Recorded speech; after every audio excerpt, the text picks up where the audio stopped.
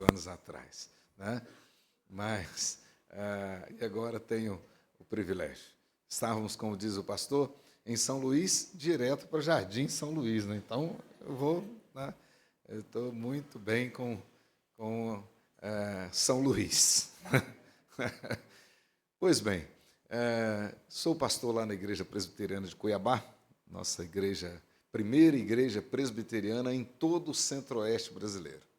Então, todo o centro-oeste brasileiro, primeira igreja presbiteriana, e a primeira igreja evangélica no grande estado do Mato Grosso. Na época era um estado só, né? Hoje temos o Mato Grosso e o Mato Grosso do Sul, mas na época era um estado só. E primeira igreja evangélica, primeira igreja protestante ali. Nós completaremos agora no mês de outubro 105 anos de organização, né? O dobro de São Luís, né? De Monte Sião. Pois bem, e ali Deus tem nos dado o privilégio, já nos últimos 15 anos, de pastorear aquela igreja. Igreja abençoada, como aqui a nossa igreja também. E hoje eu quero compartilhar com os irmãos, então, no contexto do aniversário, quero compartilhar a respeito do nosso compromisso como igreja do Senhor Jesus, de permanecer firmados na fé e testemunhar da graça, com muita perseverança e com cada vez mais gratidão no coração. A gratidão, ela de fato move o crente. O crente fiel ao Senhor, ele precisa ter realmente um coração grato. Convido a todos a abrirem a Bíblia na carta do apóstolo Paulo aos Colossenses, Colossenses capítulo 2. Então, abra aí a sua Bíblia comigo. A carta de Paulo, carta aos Colossenses. Essa é uma das chamadas epístolas da prisão, né? Uma das cartas da prisão. Paulo a escreveu já bem no final da sua vida, quando estava preso lá em Roma, isso por volta do ano 62, na era cristã. E nessa mesma época ele escreveu a carta aos Efésios, escreveu também aos Filipenses e a pequena carta a Filemon.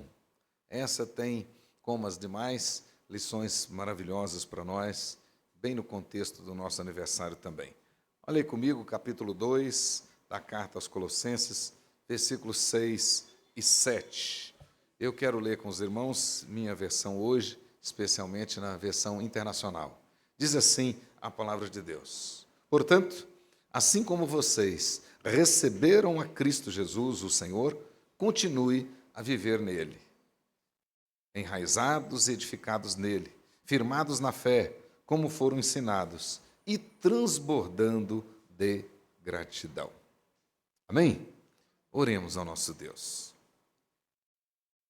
Pai querido, em nome de Jesus, muito obrigado por esse dia que o Senhor fez e o fez para nós. Obrigado a Deus pelo privilégio de estarmos juntos aqui hoje, celebrando a Deus 52 anos de organização da Igreja Presbiteriana Monte Sião. Obrigado a Deus pela família Monte Sião, os irmãos e irmãs que congregam aqui, servem o Senhor aqui, testemunham aqui do Evangelho do Senhor. Têm pregado, têm proclamado com a vida a mensagem da cruz.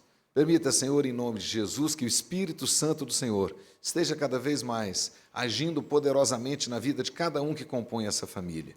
E que esta família possa cumprir cabalmente aquilo que o Senhor mesmo planejou, para que fosse cumprido aqui nesta localidade. Ó Deus amado, em nome de Jesus, agora fale ao nosso coração por meio da Tua palavra. Permita também, ó Deus, que o Espírito que a inspirou esteja agora iluminando o nosso coração e mente, para nós podermos tirar proveito da palavra santa. E ao sairmos daqui hoje, ó Deus, saiamos transbordando de alegria e desejosos de colocar em prática a Tua palavra.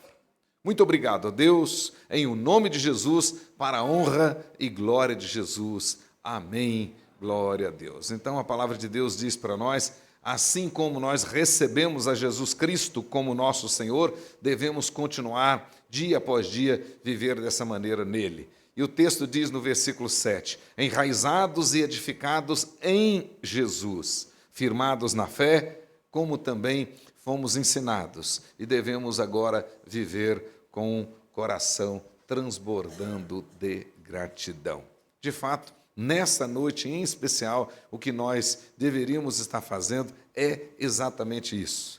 louvar e bendizer o Senhor pelos poderosos feitos dele. Ou seja, manifestar diante do Senhor o nosso coração grato por tudo aquilo que ele já fez, por tudo aquilo que ele está fazendo e por tudo aquilo que ele certamente ainda fará aqui na nossa igreja, na nossa família Monte Sião. Hoje já foi lido um dos salmos do 4º livro dos Salmos a respeito da gratidão. Então, lá no 4º livro dos Salmos, que começa no Salmo de número 90 e vai até o Salmo de número 106, nós temos ali um cancioneiro inteiro para tratar de ação de graças. Todas as vezes que o povo de Deus celebrava os poderosos feitos do Senhor, eles cantavam hinos entre o Salmo 90 e o Salmo 106. E no Salmo 103, o salmista diz que nós não devemos esquecer de nenhum só dos benefícios dele para conosco. E também no Salmo 105 e no Salmo 106, no Salmo 96, todos eles, salmos de gratidão. No Salmo 90, Moisés, o único salmo que Moisés escreveu, e Moisés é um dos maiores escritores da Bíblia, mas escreveu somente um salmo. E ele diz: eternidade, eternidade, tu és Deus. Ou seja, a base da nossa gratidão está na imutabilidade de Deus. Deus não muda, por isso você pode ser grato em todas as circunstâncias, porque o mesmo Deus de ontem é o Deus de hoje e o será para sempre. Mas ao longo desse cancioneiro ele vai dizer que nós vamos agradecer a Deus por causa da justiça de Deus, nós vamos agradecer a Deus por causa da fidelidade de Deus, nós vamos agradecer a Deus por causa do poder dele, da mão forte e poderosa dele, como ele cuida de nós, como ele governa todas as coisas. O fato é que grandes coisas o Senhor fez por nós e por isso nós estamos alegres. Então nós devemos realmente agradecer. Aqui, nesse texto de Colossenses, do capítulo 2, ele diz: nós que somos crentes, ou seja, se você de fato tem Jesus como Senhor da sua vida, nós temos 3 coisas que nós devemos fazer. Claramente, o texto diz. Primeiro, é permanecer realmente enraizados, edificados nele. Jesus é a razão da nossa vida e tudo na nossa vida acontece como ou por causa de Jesus, né? Todas as bênçãos espirituais nós as recebemos em Cristo Jesus. Mas o texto diz: devemos ficar firmados na fé. A fé aqui é o próprio Evangelho, é aquele que nós aprendemos. Ele diz: conforme nós fomos ensinados, de uma vez por todas nós recebemos essa palavra, diz lá o escritor da carta de Judas, né? O único capítulo de Judas, ele diz lá claramente que essa fé que de uma vez por todas nós recebemos, ou seja, o Evangelho. Como diz o apóstolo Paulo escrevendo aos Filipenses: indo ver-vos ou estando ausente, ouça no tocante a vós outros, que estáis firmes, lutando juntos pela fé evangélica. A fé é o próprio Evangelho, né? O Evangelho da ressurreição, conteúdo da doutrina que nós professamos. Devemos então. Mas o texto termina dizendo: nós devemos transbordar de gratidão. Ou seja, a grande diferença do crente é o coração grato, né? Precisamos agradecer a Deus em todas as circunstâncias. Então, eu costumo dizer, nesse tempo de aniversário da igreja, que a igreja, a família que celebra esse aniversário, precisa pelo menos fazer 3 coisas. Esse é um dia especial para nós meditarmos nessas 3 coisas. Primeiro, é a respeito da gratidão mesmo. Então, hoje é tempo de gratidão. Segundo, nós precisamos renovar a aliança. Deus está nos concedendo mais um ano. Então, nós precisamos renovar essa aliança. Várias vezes na Bíblia, nós temos Deus levantando homens para chamar o povo para renovar essa aliança.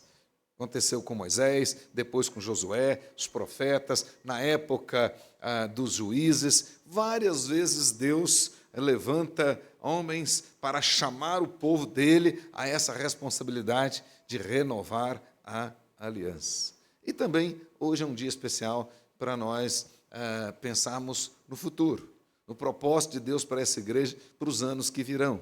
Ou seja, o que Deus quer com a nossa igreja e como Ele quer nos usar e qual o propósito dele. E o que nós precisamos para isso. Pois bem, então vamos ver primeiramente a nossa questão da gratidão. O texto diz que nós devemos transbordar em gratidão. E, de fato, a gratidão é a maneira que o crente tem, e principalmente nós, presbiterianos, nós temos um motivo a mais para sermos gratos. Porque a doutrina principal, que nós chamamos de a espinha dorsal de todo o escopo teológico presbiteriano, é a soberania de Deus. Então, se nós cremos na soberania de Deus, nós precisamos ser gratos a Deus por tudo, nós precisamos ser gratos a Deus em todas as circunstâncias e precisamos ser gratos a Deus o tempo todo, ou seja, de hoje até a volta de Jesus, ou até o dia que nós formos encontrar com Ele. Então, a gratidão é a nossa marca, a gratidão é a nossa maneira de dizer que nós cremos na soberania de Deus, a nossa maneira de dizer que nós confiamos na providência de Deus. Nós cremos que, de fato, todas as coisas cooperam para o bem daqueles que amam a Deus, Romanos capítulo 8. Portanto, se você, de fato, crê que todas as coisas cooperam para o bem daqueles que amam a Deus, você precisa ser grato por todas as coisas, em todas as circunstâncias e o tempo todo. Ou seja, se você estiver entendendo, agradeça. Se não estiver entendendo, agradeça também. Se você acha que é bom, agradeça. Se acha que não é bom, agradeça também, porque Deus está operando, Ele está conduzindo. Naquele momento, você pode não estar entendendo. O próprio Jesus disse, o que eu faço agora não sabes, sabê-lo-ás depois. Então, de repente, uma coisa que você acha que é muito ruim está acontecendo agora, mas Deus está conduzindo e aquilo vai contribuir para o seu bem. De repente, uma porta se fechou e você fica muito aborrecido, mas a Bíblia diz que Deus também fecha portas. Às vezes, ouvimos as pessoas orar apenas para Deus abrir portas, mas Deus abre portas, é verdade. Paulo mesmo pede aos próprios Colossenses, no capítulo 4, para que orasse por ele, para que Deus abrisse as portas. Entretanto, na segunda viagem missionária, quando Paulo estava lá na Ásia Menor, por volta do capítulo 16 e 17 de Atos dos Apóstolos, ele mesmo diz que Deus lhe fechou as portas para que ele não pregasse o Evangelho na Ásia Menor e pudesse ir para a Europa. E ele ainda insistiu, né? Veja ali no capítulo 16 e até o versículo 4 do capítulo 17, o Paulo assim, bem cabeça dura mesmo, Deus empurrando ele para atravessar o Mediterrâneo, ir para o outro lado, chegar à Europa, o mar Egeu, né, o mesmo Mediterrâneo, e ele ali, insistindo, porque o trabalho estava prosperando ali, o trabalho estava indo muito bem na região de Icônio, Listra, Derbe, ele queria ficar por ali no centro da Ásia Menor, aí ele percebeu que Deus estava empurrando ele disse, não, então eu vou para o norte, para a região da Bitínia. Deus fecha a porta. Aí ele chega em Troade, era uma cidade portuária, muita gente chegando e saindo. Eu falei assim, aqui é o lugar estratégico para eu pregar o Evangelho. Ele queria ficar ali, mas Deus fechou a porta. E como ele não estava entendendo, né, Deus resolveu desenhar. Mandou, então, um varão macedônio. E ele teve aquela visão, passa a Macedônia e nos ajude. Atravessa o Egeu, Mediterrâneo e nos ajude. E aí sim ele entendeu, e o texto diz imediatamente, tomaram providência de atravessar e chegaram na região de Filipos.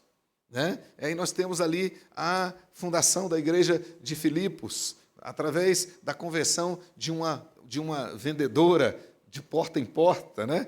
Talvez naquela época ela não vendia natura, com certeza, né? Mas vendia roupas, porque ela era vendedora de roupas, e uma mulher simples, e ela se converte, é convertida, começa a igreja, depois um servidor público, um carcereiro, e a igreja muito simples, mas uma igreja fervorosa, que nunca saiu do coração do apóstolo.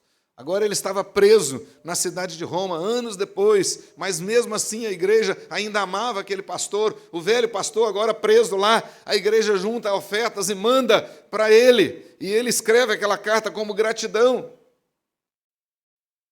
expressando um coração grato. Paulo, então, nos ensina que nós devemos agradecer a Deus em todas as circunstâncias, porque a nossa fé não depende das circunstâncias, a nossa felicidade não depende das circunstâncias, nossa alegria não depende das circunstâncias, a nossa paz não depende das circunstâncias. Todas essas bênçãos são posicionais e não circunstanciais. Então, você não é feliz porque tem um bom emprego ou tem uma saúde boa, nada disso. Você é feliz porque está em Cristo Jesus, porque fora de Cristo não tem felicidade verdadeira, fora de Cristo não tem paz verdadeira, porque Ele é a nossa paz e Ele então fez essa paz entre nós e o Criador. Por isso é que nós temos paz, a nossa paz é eterna. Ele mesmo diz: não vos la dou como o mundo a dá. Que coisa maravilhosa. A paz aí de fora, a paz que o mundo dá, na verdade, é o intervalo entre duas guerras. Né? Amanhã começa de novo o problema. Mas a paz que nós temos em Cristo é eterna. Então, a nossa paz, a nossa felicidade, a nossa alegria são posicionais. É pelo fato de estarmos em Cristo. Por isso que o texto diz, nós devemos permanecer enraizados nele, porque Ele é a nossa paz, Ele é a nossa segurança, Ele é a nossa bênção. Então, nele nós já temos tudo o que nós precisamos. E é por isso que nós temos que agradecer. Mas, de repente, eu estou enfermo, como é que eu enfrento um câncer, uma doença crônica, isso, aquilo, outro, e aí eu fico aborrecido. E quando essas dificuldades, esses sofrimentos, eles batem à nossa porta, Satanás ouve esse barulho e vem juntos, trazendo dúvida para a nossa mente. Aí ele começa a buzinar no seu ouvido, dizendo: será que Deus gosta de você mesmo? Que pai é esse que deixa você ficar com câncer? Que pai é esse que deixa você ficar desempregado, passar necessidade, ou isso, aquilo, outro? E se você permanece firme, o diabo inverte o argumento e diz: você pecou, você não vale nada, você realmente é um miserável, etc. É por isso que você está nessa situação. Nada disso. Na verdade, esse tabernáculo, ele já está condenado. Ele vai para o pó mesmo, ele não pode ver a glória de Deus, está contaminado. Isso é fato. Então, o pecado ainda habita em nós. Nós, de fato, fomos lavados pelo sangue de Jesus, somos salvos em Cristo Jesus, mas continuamos pecadores. Somos ainda pecadores. Por isso, nós passamos por todas essas lutas. O escritor da carta aos Hebreus diz que mesmo depois de iluminados, ou seja, mesmo depois da nossa regeneração, nós ainda sofremos lutas, temos dificuldades. Ele diz isso. Muitos dos irmãos leitores originais da carta aos Hebreus, eles estavam querendo abandonar o cristianismo por causa da perseguição, estavam querendo retroceder para o judaísmo por causa da perseguição. E Paulo vai dizer, olha, o escritor da carta aos Hebreus, talvez Paulo, ele vai dizer o seguinte: olha, retroceder é retroceder para a perdição, mas nós não somos dos que retrocedem para a perdição. Nós somos da fé. Então, a despeito dos sofrimentos, aí ele vem aquele poderoso capítulo 11, que vai mostrar 16 personagens lá que sofreram, foram decapitados, cerrados ao meio, espoliados, foram perseguidos, incompreendidos. E o mundo não foi digno deles. Então, a despeito das circunstâncias, nosso coração precisa ser grato. É a maneira de você, quando você agradece a Deus, é a maneira de dizer: Senhor, eu sei que o Senhor está no controle. Eu sei que o Senhor está no controle. Eu sei que o Senhor tem o melhor para mim. Eu posso não entender agora, mas eu sei que o Senhor tem o melhor para mim. Então, é a maneira de você expressar a confiança no cuidado de Deus, na provisão de Deus. Calvino tinha uma expressão muito interessante, reverendo. Ele dizia assim que o conhecimento, experimentar a providência de Deus é a maior das bem-aventuranças. A maior das bem-aventuranças é você ter certeza que o seu Deus, o Pai Celestial, é o Deus de toda a provisão. E ele diz o contrário, é a maior de todas as misérias. Ou seja, não conhecer a provisão de Deus é a maior de todas as misérias. É a fonte da ansiedade, é a fonte de todo sofrimento. Uma pessoa ansiosa, ela é ansiosa porque ela não sabe que Deus cuida dela. Tem um conto de crianças muito interessante, onde a Rolinha pergunta para o Pardal: por que os homens andam tão ansiosos? E o Pardalzinho responde: minha amiga Rolinha, é porque eles não sabem que o Papai Celestial cuida de você e de mim. Não é isso que Jesus disse? Então, nós devemos agradecer. E hoje é dia de agradecer ao Senhor. Se nós fôssemos dar um apelido para o rei Davi, nós poderíamos apelidá-lo de o rei da gratidão. O rei da gratidão. Nós temos 150 salmos. Segundo os estudiosos, talvez 72, 73 salmos são da lavra de Davi. E desses 72 salmos, mais da metade são salmos de gratidão. Gratidão. E a palavra que Davi usa para gratidão é uma palavra muito interessante, que ela aparece em todo o Velho Testamento com, no mínimo, 4 sentidos. A mesma palavra, 4 sentidos. O primeiro sentido é o sentido de adoração. E é uma coisa poderosa, maravilhosa. Porque ninguém adora a Deus verdadeiramente se não tiver um coração grato. Se a sua adoração não partir de um coração grato, ela não passa desse teto. Não tem nenhum sentido para Deus. Porque o que realmente vai startar uma adoração verdadeira a Deus é um coração grato. É um coração humilde diante do Senhor, quebrantado diante do Senhor. O próprio Davi chega a dizer que Deus não rejeita um coração compungido, um coração humilde. E isso você pode afirmar categoricamente. Se tem uma coisa que Deus absolutamente não rejeita em hipótese alguma, é um coração agradecido. Coração agradecido, Deus não rejeita. Deus tem prazer. Deus tem prazer num coração agradecido. Quando você tem um coração agradecido, você, de fato, coloca Deus no lugar certo. Ele como Criador, Senhor, Deus, e você como criatura, em tudo dependente dele. Quando você não é agradecido, você inverte isso. Você acha que é Criador e que não depende do Senhor. E Jesus ensinou e disse: sem mim, nada podeis fazer. Mas um segundo sentido da palavra gratidão, que Paulo usa aqui, mas na linguagem de Davi, ela tem o sentido de alegria. E é outra coisa maravilhosa. Fico impressionado quando eu penso nisso. Né? É impossível uma pessoa cara de bule, aquela pessoa triste, aborrecida, é impossível aquela pessoa ser grata. É uma pessoa que fica sempre reclamando, sempre chiando com isso, com aquilo outro, nada está satisfeito. Parece, como diz o profeta Ageu, um saco furado. Não se satisfaz com nada, sempre murmurando, reclamando. E tem uma coisa clara na Bíblia, que Deus não gosta mesmo, é da murmuração. Aqueles que entraram no deserto, saindo do Egito, na liderança de Moisés, ficaram no deserto prostrados por causa da murmuração. Milhares e milhares deles.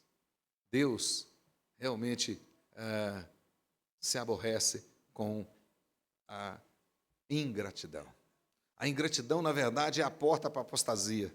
Sujeito que se tem o coração empedernido, coração cheio de ingratidão, ele já abriu na alma dele a porta para a apostasia. Vai apostatar. Porque ele não reconhece o poder de Deus na vida dele. O sentido da palavra usada por Davi é alegria. Gratidão e alegria são os dois lados da mesma moeda. Gratidão e alegria. Uma pessoa grata, ela é alegre. A gratidão do coração formoseia o rosto, ela é mais bonita. Você olha para ela, ela é alegre, porque ela é grata. Olha que coisa maravilhosa. Alegria. Então, hoje é dia de alegria. Nós, aqui mesmo nos salmos lidos, em todos os salmos do cancioneiro de gratidão, vocês vão ver lá o salmista dizendo: rendei graças ao Senhor, alegrai-vos, né, diante dele, alegrai-vos. E aqui Paulo vai usar a mesma coisa, dizendo que nós temos que ser gratos. Escrevendo aos Filipenses, diz: alegrai-vos. Outra vez digo: alegrai-vos, alegrai-vos. E é impossível ser alegre se não tiver o coração grato. Se não aprender a agradecer, não vai expressar alegria. Mas terceiro, a palavra que Davi usa para gratidão, além de ser de adoração, além de ser de ter esse sentido de alegria, tem o sentido também de obediência. Obediência, olha que coisa maravilhosa. Né? Você já viu um desobediente ser grato? Impossível, não tem como. Desobediente, ele acha que sabe, quer fazer do jeito dele. Né? E a Bíblia diz que a nossa obediência tem que ser incondicional, ou seja, você tem que confiar em Deus e Ele sabe o que está fazendo. Entrega o teu caminho ao Senhor, confia nele e o mais Ele fará. Salmo 37. Confiar. Mateus 15 diz que levaram aos pés do Senhor Jesus mudos, cegos, coxos e tantos outros e largaram aos pés do Senhor Jesus. Você tem que confiar. Confiar. Né? Nós somos chamados para confiar no Senhor. Então, o grato, quem tem o coração grato, ele tem o coração, de fato, obediente. Mas, por último, e mais interessante também, e muito interessante também, é que a palavra tem sentido de testemunhar. Por isso que hoje, aqui, 52 anos, é um dia de alegria, é um dia de nós adorarmos a Deus, é um dia de nós louvarmos ao Senhor pelos poderosos feitos dEle, é um dia realmente de nós mostrarmos a nossa obediência, a nossa confiança, mas é um dia de nós renovarmos aqui o nosso compromisso de proclamar os poderosos feitos dEle. Em todo o livro, em todo o cancioneiro, dos Salmos, o quarto livro dos Salmos, vocês vão ver lá, ele dizendo, ó, proclamai os poderosos feitos do Senhor. Então, nós precisamos dizer quem é que fez, quem é que, na verdade, trouxe essa igreja até aqui, quem é que é a razão de ser dessa igreja, quem foi sempre a coluna, o baluarte dessa igreja, sempre foi Deus, somente Deus, somente Deus. Então, nós temos que proclamar isso para as pessoas. Quantas lutas tivemos, quantas dificuldades, mas Deus sempre esteve conosco. Então, hoje é dia de gratidão. Mas, como eu disse, hoje é dia de renovar a aliança. Renovar a aliança, ou seja, hoje nós precisamos fazer com que todo mundo professe a fé novamente. Renovar a aliança. Né? É assim que Deus fez através de Moisés, e o livro de Deuteronômio existe por causa disso. Quando Moisés chama todo o povo e repete tudo para que eles pudessem estar preparados para os desafios que teriam à frente. Agora, tomando posse da promessa feita a Abraão, Isaque e Jacó. E Deus, então, através de Moisés, faz aquele povo renovar a aliança. Depois, a mesma coisa com Josué. E com Josué ele faz duas vezes. Logo depois, quando eles atravessam o Rio Jordão, e depois no final da vida de Josué, quando ele novamente chama todo mundo. E ele diz, olha, eu já estou realmente entrado em dias. E Deus fala através dele, tu estás entrado em dias, mas ainda há muitas terras para serem conquistadas. E aí ele desafia o povo para renovar a aliança, ao ponto dele dizer, eu e a minha casa serviremos ao Senhor. Então nós vamos continuar firmes. Aliança. A aliança tem uma essência dela. Eu costumo dizer que a aliança ela se resume em 3 pontos. Grave aí, para você levar para sua casa hoje, na sua mente, bem claro. Primeira questão da aliança. Deus, unilateralmente, Deus disse, eu serei o Deus de vocês e vocês serão o meu povo. Eu sou o Deus de vocês e vocês são o meu povo. Ponto. Então não há outro Deus. Qualquer coisa que for assumir o lugar de Deus na nossa vida quebra essa aliança. Eu sou o Deus de vocês e vocês são o meu povo. Mais tarde, né, Deus vai dizer isso claramente para Abraão, repete isso para Isaque e repete para Jacó. E mais tarde, nós vamos ver Pedro na sua carta, e ele vai dizer lá no capítulo 2 que nós somos povo exclusivo do Senhor, propriedade exclusiva do Senhor. Então, eu sou o Deus de vocês e vocês são o meu povo, disse o Senhor. Segundo, ele disse, eu vou cuidar de vocês. Vou cuidar de vocês. Não vou deixar, jamais abandonarei vocês. Jamais. Vou cuidar de vocês. Mas vocês terão que obedecer os meus mandamentos. Vocês obedecerão os meus mandamentos. Vocês vão andar em justiça, né, em misericórdia e obediência. Mas eu vou cuidar de vocês. Terceiro, Deus disse, eu sou santo, vocês serão santos. Essa é a essência da aliança, a essência da aliança, né? Deus sendo o nosso Deus, nós somos o povo dele. Ele cuida de nós, nós obedecemos seus mandamentos. Ele é santo e nós somos santos. O Espírito Santo habita em nós para nos cada vez mais dirigir, nos conduzir nessa santificação. Essa é a essência da aliança. Então nós precisamos renovar isso. Hoje é dia de renovar. Hoje é dia de dizer quem é o nosso Deus. Hoje é dia de dizer que, de fato, nós obedecemos e vamos renovar o nosso compromisso de obedecer o Senhor. Quando Esdras estava já apurado, como diz lá no Mato Grosso, estava apurado, já estava querendo chutar o balde, desanimado, capítulo 10 de Esdras, ele já estava desistindo, porque o povo era teimoso demais, o povo era de dura serviço, até que Deus age na vida de alguns líderes e eles vão a Esdras e diz: levanta, haja essa obra de sua responsabilidade, nós seremos contigo e nós faremos o compromisso de obedecer os mandamentos do Senhor. Aí Deus enche o coração de Esdras, ele volta, reúne todo mundo e diz: olha, hoje Deus toma essa realidade como testemunho, vocês estão dizendo que vão obedecer os mandamentos do Senhor. Aí ele retoma novamente o seu trabalho. Hoje é dia. Nós estamos sofrendo muito, um monte de condicionamento sociológico, aí, pressionando a igreja cada dia mais. Muitas pessoas querendo contextualizar as coisas, muitos querendo viver como crente e não crente ao mesmo tempo, muitos misturando as coisas, muitos baixando a régua, muitos negociando a santidade, muitos não levando o pecado a sério, mas muitos não pregando mais sobre o pecado. Já tem sido escasso e cada vez mais escassa as pregações sobre o céu e sobre o inferno. Winston Churchill, grande primeiro-ministro da Inglaterra na época da Segunda Guerra, e ele era um homem crente, e ele dizia assim, que a Inglaterra estava sucumbindo, estava sofrendo, porque estava faltando duas coisas nos púlpitos da igreja. Primeiro, estava faltando pregação sobre o céu. E segundo, estava faltando pregações sobre o inferno. E por causa disso, as pessoas não estavam tendo desejo de ir para o céu e nem medo de ir para o inferno. Estavam gostando desse mundo mau e tenebroso. Essa é a nossa realidade. Então a igreja, nossa igreja de Monte Sião, hoje é um dia especial para nós renovarmos a nossa aliança. Deus é o nosso Deus, nós vamos obedecê-lo e segui-lo. A palavra de Deus, a Bíblia Sagrada, é a nossa única regra de fé e prática.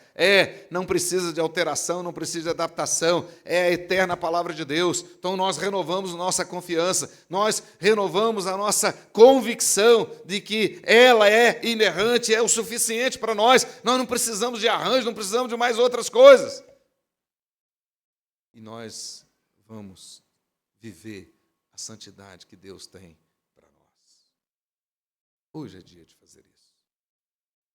E por último, no dia do aniversário da igreja, hoje também é um dia especial para nós renovarmos e colocar na nossa mente princípios que nós precisaremos para enfrentar os desafios que estão aí. Com certeza, ser crente hoje é mais difícil do que há 52 anos atrás. Absolutamente. Mas a palavra não mudou. Nosso compromisso é pregar o mesmo evangelho que pregaram os nossos pais, como cantam os jovens do nosso hino da mocidade. E está correto. De fato, nós não podemos nunca desprezar as antigas doutrinas da graça. Ainda, e continuam sendo nossa regra de fé e prática. Mas nós temos hoje uma sociedade absolutamente diferente, que caminha cada vez mais a passos largos para a perdição, cada vez mais rebelde. Aquilo que tanto Paulo, Pedro e o próprio João mostram para nós no Novo Testamento, que nos últimos dias, e eles já viviam os últimos dias como nós vivemos os últimos dias, desde a volta de Jesus para os céus até a sua segunda vinda, nós vivemos os últimos dias, ele diz, as pessoas seriam desobedientes, etc. Tal, amavam mais o mundo, mais amigos dos prazeres do que de Deus e assim por diante. A igreja está aqui e precisa enfrentar esses desafios. Como? Abra comigo aí rapidinho a palavra de Deus, Hebreus, capítulo 10 de Hebreus. Me parece que os desafios da igreja de Hebreus, dos Hebreus, bem parecido com os nossos hoje, guardadas as proporções. Mas o escritor da carta aos Hebreus, no finalzinho do capítulo 10, e esse finalzinho do capítulo 10 encerra a parte teológica da carta. A partir do capítulo 11, nós temos aí a parte prática da carta, a aplicação de todas essas doutrinas. Mas ele vai dizer aí, a partir do verso 32, capítulo 10, lembrai-vos, porém, dos dias anteriores, em que depois de iluminados, ou seja, regenerados, crentes, sustentastes grande luta e sofrimentos. Isso já deixa claro para nós, que o fato de nós sermos crentes, lavados no sangue de Jesus, não nos torna incólumes, ou seja, uma redoma, e nós não vamos ter problema, não vamos ter dificuldade mais. Nada disso, né? Teremos ainda muitas lutas e muitos problemas, muitas dificuldades. Primeiro, por causa da nossa condição adâmica. Segundo, por causa de sermos ainda pecadores. E terceiro, por causa da nossa fé. Seremos perseguidos, inclusive, por causa da nossa fé. Né? Aí o texto continua, verso 33. Ora, expostos em espetáculo, tanto de opróbrio quanto de tribulações. Ora, tornando-vos coparticipantes com aqueles que deste modo foram tratados. Porque não somente vos compadecestes dos encarcerados, como também aceitastes com alegria, com gratidão, o espólio dos vossos bens, tendo ciência de possuirdes vós mesmos patrimônio superior e durável. Agora olha o versículo 35, aí nós temos a primeira condição, né? Algo que nós não podemos abrir mão, né? Uma verdade aqui inegociável. 35. Não abandoneis, portanto, a vossa confiança. Ou seja, o que o escritor está dizendo? Nós estamos aqui hoje, nesse grande bairro Jardim São Luís. Nós estamos aqui nessa grande metrópole de São Paulo. Muitos e muitos desafios. Né? Se fôssemos ficar apenas olhando para os desafios, perceberemos que eles são desafios homéricos, praticamente intransponíveis. Pois bem, mas o texto diz, mesmo diante disso, mesmo diante de lutas, de sofrimentos, não abandoneis, portanto, a vossa confiança. Agora é interessante a palavra que o escritor usa para confiança aí. A palavra que aparece aí para confiança, na verdade, a tradução correta dela é ousadia. Ousadia, né? É a mesma que vai aparecer no capítulo 4, quando ele diz que nós devemos nos aproximar junto ao trono da graça ousadamente, confiantemente. Mas o texto é ousadamente. Então, mais do que nunca, nós, a igreja, precisa ser ousada, agir com destemor. Nós não podemos ficar preocupados e atemorizados por causa do tamanho dos Golias. Mais do que nunca, nós precisamos da ousadia de Davi. Mais do que nunca, nós precisamos crer no Deus de Davi. Ele pode derrubar os Golias, os gigantes. Então, nós precisamos ser ousados, né? Não podemos baixar nossa autoestima. Precisamos olhar para cima, para o autor e consumador da fé. Elevar os nossos olhos para os montes, de onde nos vem o socorro. Mais do que nunca, nós precisamos seguir em frente, não desviar nem para a direita, nem para a esquerda. Mais do que nunca, nós precisamos crer que Deus está conosco e nós seremos bem-sucedidos naquilo que Deus mandou a gente fazer. Então, nós precisamos encher o nosso coração dessa ousadia, sair e fazer a diferença.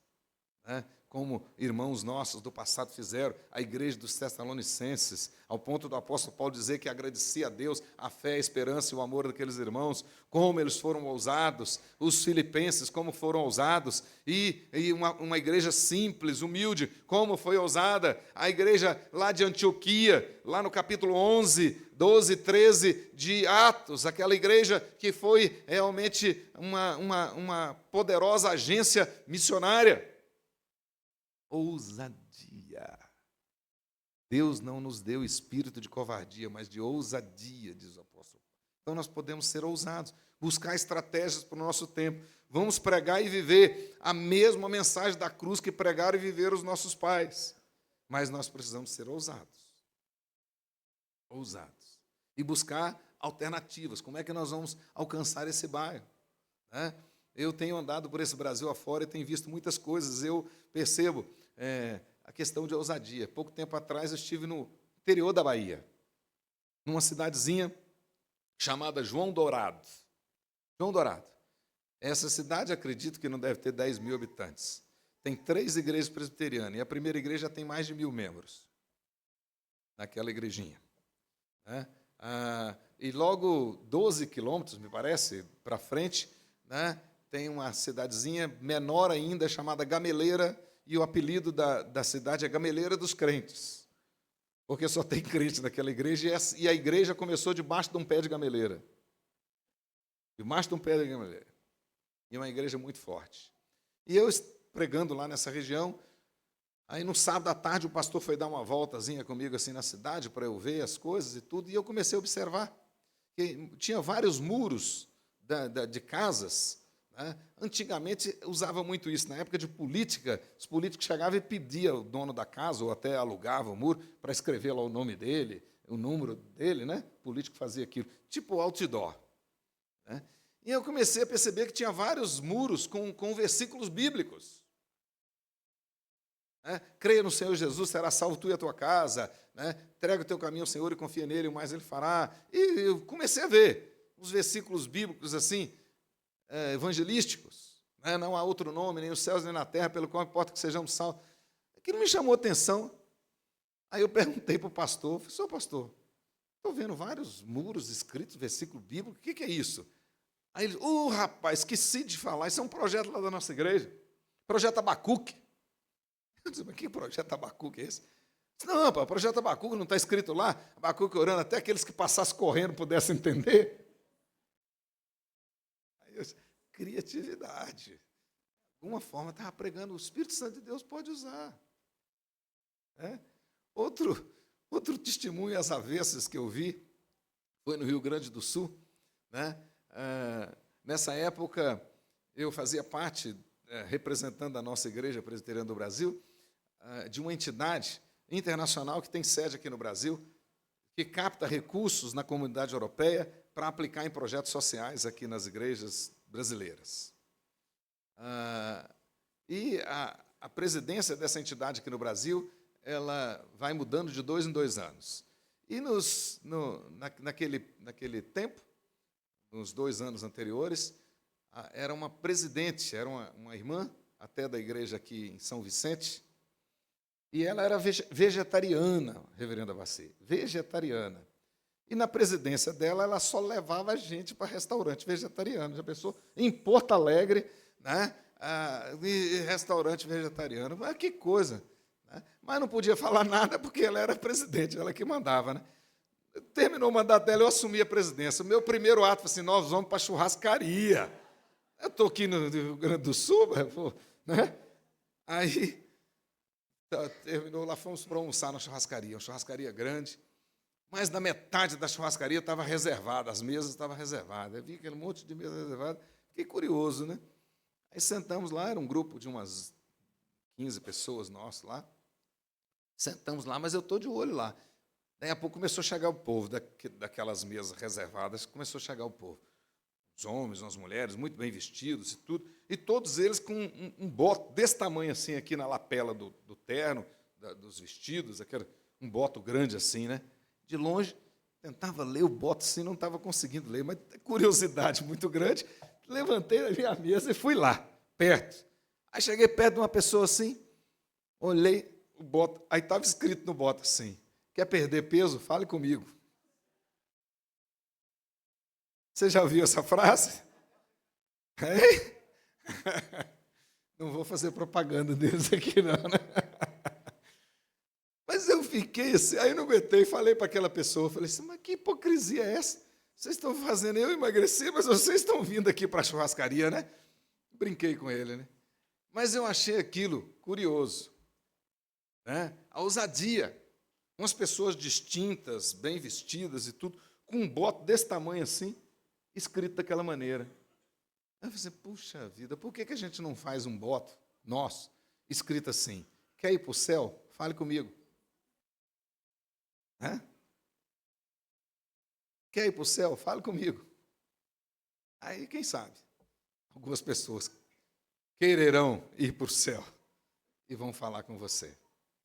Mas ousadia, ousadia. Nós precisamos ser mais ousados. Uma coisa que eu estou observando na nossa Igreja Presbiteriana do Brasil é que o nosso povo está tendo vergonha de chamar as pessoas para vir ao culto, de convidar. Eu sou da época que, na escola dominical, perguntava qual os visitantes você trouxe. Qual que você trouxe? E contava no relatório. Lá na igreja de Cuiabá nós fizemos agora, porque eu comecei a perceber isso, fizemos agora. Fizemos um cartãozinho, tipo cartãozinho de visita, e os membros levam e botam aquele no bolso, são desafiados a chamar as pessoas, para convidar as pessoas. Eu sou daquela época que você via um crente vindo lá, você já passava na outra rua, porque sabia que ele ia ficar insistindo com você, convidando você para ir à igreja. As pessoas. Tem um monte de crente 007 aí, agente secreto. Ninguém sabe que ele é crente. Né? Trabalha lá 2 anos, né? 2 anos, 3 anos, trabalha com o sujeito na mesma repartição, né? E o colega não sabe que ele é crente. Então, nós precisamos ser ousados para enfrentar os desafios ousados. Mas o texto continua, tem mais 2 coisas para encerrar, e ele diz aí, né? Verso 36, com efeito, tendes necessidade de perseverança. Segundo princípio para nós, inegociável. Primeiro, a ousadia para enfrentar isso que está aí. Nós temos que ser ousados. Segundo, perseverança. Nós precisamos perseverar. Mais do que nunca. A palavra-chave de toda a carta aos Hebreus é a palavra perseverança. O grande problema é que eles estavam perdendo a perseverança. Por isso queriam retroceder. Por isso queriam voltar ao passado. Por isso queriam voltar para o judaísmo. E o texto está dizendo, a despeito das lutas, a despeito dos desafios, nós precisamos perseverar. Perseverar, insistir. Então você, mãe, está orando por aquele filho que de repente está fora da igreja, né? Como a gente dizia antigamente, está desviado. Continue orando, não desista, continue acordando de madrugada, ore, persevere. Por mais de 30 anos, a mãe de Agostinho orou por ele. E Deus a ouviu. E ele se torna depois um dos maiores teólogos de todos os tempos. Oração. Oração. Lá na nossa igreja tem uma irmã que orou mais de 25 anos, porque ela celebrou bodas de prata e o marido ainda não era crente. E agora eu tive a oportunidade de batizar o marido dela. Perseverança. Perseverança. Nós precisamos de perseverança nas atividades da igreja. Perseverança nas nossas sociedades internas, na nossa SAF, no nosso PH, com as UPA, com o MP, as crianças, o CP. Precisamos de perseverança, mais do que nunca. Mais do que nunca. O mundo hoje está oferecendo muitas coisas, e Satanás sabe, o principal objetivo de Satanás, a grande arma dele, é exatamente mexer, romper na nossa perseverança. Por isso é que, quando Deus chama Josué para assumir o lugar de Moisés, ele diz, não desvie nem para a direita e nem para a esquerda, persevere. Logo adiante, aqui no capítulo 12, ele vai dizer que nós temos que andar firmemente olhando para o consumador da nossa fé, que é Jesus. Diz lá, não desviando, desembaraçando de todo o peso e do pecado que tem nas mentes nos assedia, mas correndo com perseverança a carreira da fé. Precisamos de perseverança. Perseverança. Persevere. Continue convidando aquela colega, aquele colega de trabalho, de escola, vizinho. Continue orando por ele, por ela. Continue orando por um parente, um filho, um pai, uma mãe, o que seja. Ore, persevere, pague o preço. Muitos desses aqui do capítulo 11 nem viram a promessa. Morreram crendo nela, mas ela se cumpriu. Então, persevere. E por último, o texto vai dizer, né? Porque ainda dentro de pouco tempo aquele que vem virá, não tardará. Verso 38, todavia o meu justo viverá pela fé. Se retroceder nele, não se compraz a minha alma. Nós, porém, não somos dos que retrocedem para a perdição. Somos, entretanto, da fé para a conservação da alma. E nós precisamos de fé. Viver o Evangelho.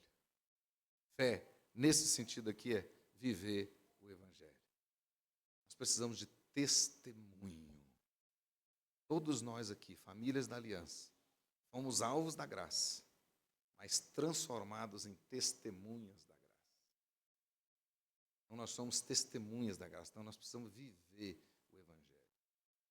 O que mais a igreja evangélica, e não é somente a nossa presbiteriana, não, mas a igreja evangélica precisa hoje é de testemunho, é de viver o Evangelho.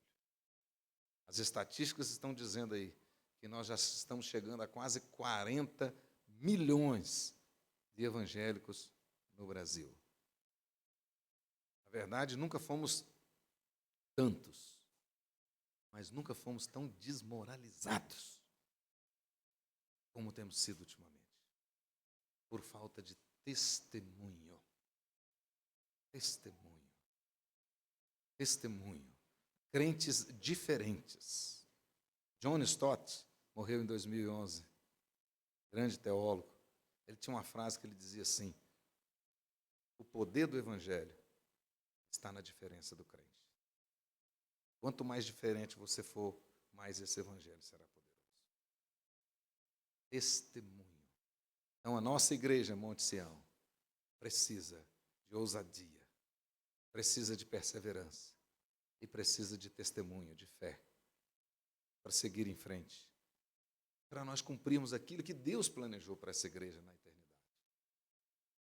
Com certeza, ainda há muitas terras para serem conquistadas, muitas almas para serem conquistadas. Feche os seus olhos, faça a sua oração.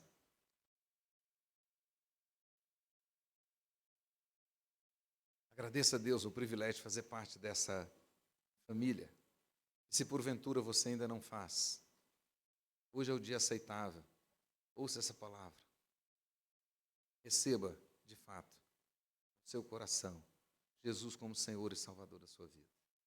O texto de Colossenses diz: se tendes Jesus como Senhor e Salvador, permaneça nele, enraizado e firmado.